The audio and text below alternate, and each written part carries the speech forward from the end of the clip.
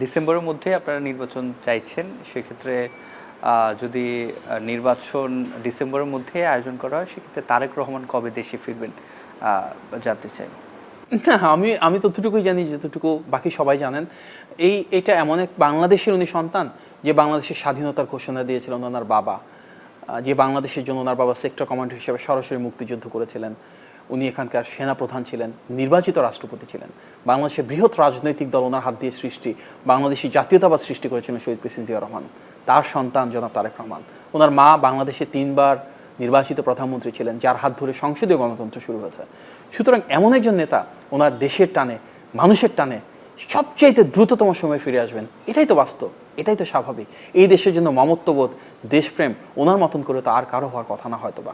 সুতরাং উনি ওনার নেতাকর্মীর কাছে, উনি ওনার সমর্থকদের কাছে যত দ্রুত সম্ভব একটা অনুকূল রাজনৈতিক পরিস্থিতি যখন তৈরি হয়, অনুকূল বিচারিক পরিস্থিতি যখন তৈরি হয়, অনুকূল আইন শৃঙ্খলা পরিস্থিতি যখন তৈরি হয়, অবশ্যই ছুটে আসবেন। ওনার একটা দীর্ঘদিনের প্রত্যাশা, শুধু ওনার না, ওনার যে 60 লক্ষ নেতাকর্মীর বিরুদ্ধে মিথ্যা মামলা রয়েছে, গণতন্ত্রের পক্ষের প্রতিটি ব্যক্তি, প্রতিষ্ঠান এবং রাজনৈতিক দলের বিরুদ্ধে যে মিথ্যা মামলা রয়েছে, সব শ্রেণী পেশার মানুষ, ডাক্তার, ইঞ্জিনিয়ার, প্রফেসর, আইনজীবী, মানবাধিকার কর্মী, অনেকে আছেন বিদেশ থেকে সুন্দর করে বাংলাদেশের জন্য কাজ করেছেন, তাদের বিরুদ্ধে মামলা দেওয়া হয়েছে।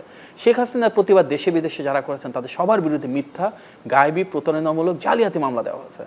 ওনাদের প্রত্যেকে যেন এই অবিচার থেকে নিস্তার পায়, প্রত্যেকে যেন মামলা প্রত্যাহারের মাধ্যমে আবার সুষ্ঠু, সুন্দর, স্বাভাবিক জীবনে ফেরত আসে, সেটাই কিন্তু তারেক রহমানের প্রধান অগ্রাধিকার। কারণ উনি শুধু বিএনপি না, বাংলাদেশের সকল গণতন্ত্রকামী মানুষের প্রতিনিধিত্ব করে নেতৃত্ব দিয়েছেন। সুতরাং উনি চান শুধুমাত্র উনি মুক্ত হয়ে গেলেন, বাকি অনেকেই মুক্ত হলেন না, সেই বাংলাদেশে না, যে বাংলাদেশে সবাই সত্যিকার অর্থে মুক্ত হবে, স্বাধীন দেশে স্বাধীন নাগরিক হবে, উনি সেই বাংলাদেশে এসে অবশ্যই গণমানুষের নেতৃত্ব অন দ্য গ্রাউন্ড দিবেন। যেভাবে গত দীর্ঘ সময় ধরে সারাটা দিন আমরা দেখেছি উনি ঘুমের বাইরে যতক্ষণ জাগ্রত থেকেছেন, এই বাংলাদেশের মাটি মানুষের সাথে সম্পৃক্ত ছিলেন, তৃণমূল থেকে সর্বোচ্চ পর্যায় পর্যন্ত প্রত্যেকটা শ্রেণীর এবং পেশার প্রত্যেকটা ডেমোগ্রাফির মানুষের সাথে সম্পৃক্ত ছিলেন।